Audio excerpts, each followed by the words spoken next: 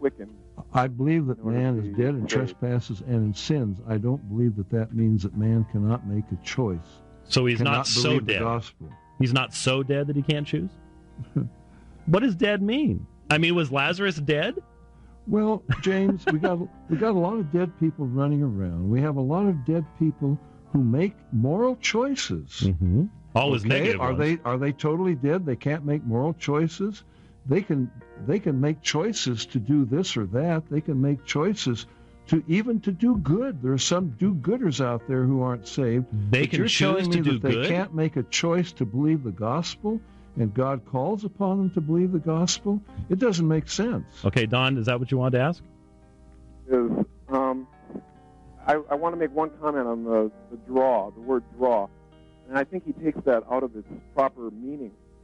And I think R.C. Sproul puts it the best when he says, when a man goes to a well to draw the water out of the well, he does so not in a way that he woos the water, but he physically goes in and draws the water out of the well with the bucket instead of reaching over or standing over the well and saying, here, water, water, water. The drawing is done physically and powerfully. Surely. It's a very poor illustration. There's a difference between drawing water, which is an inanimate object, and appealing to a person to repent. It just doesn't fit. You're mixing apples and oranges. John, one last caller real quick. We're almost out of time. John in Glendale.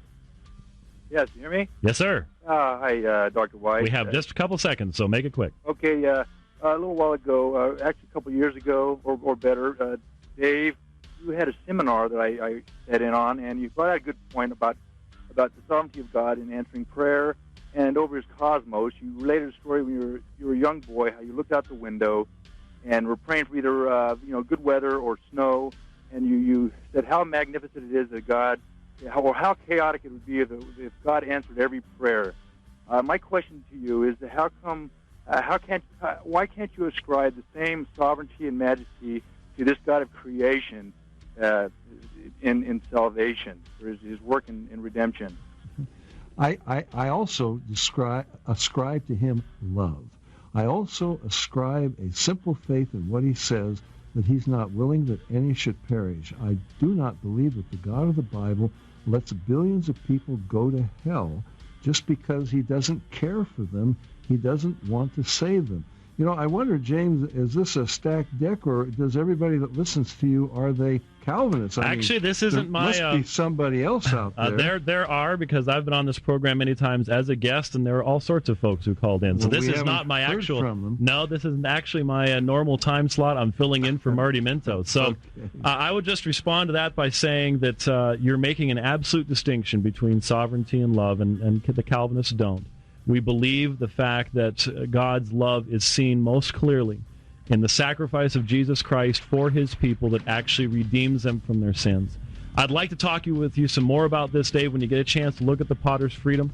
We'll maybe look at something in the future, but I'd like to thank you. I've invited others on the program, and they aren't willing to discuss these things. So again, James, I thank you. James, real fast, can we give our 800 number? Go ahead, really quickly. 1-800-937-6638. And thanks for having me. Okay, thanks, Dave, for the conversation. And the BereanCall.org, our address, www.aomin.org, if you'd like to get in touch with us. Thank you for being with us on Straight Talk Live today. Thanks to the callers' excellent questions. You got in and got out fast. That's the way we like to do it. Thank you for listening. My name's James White. God bless.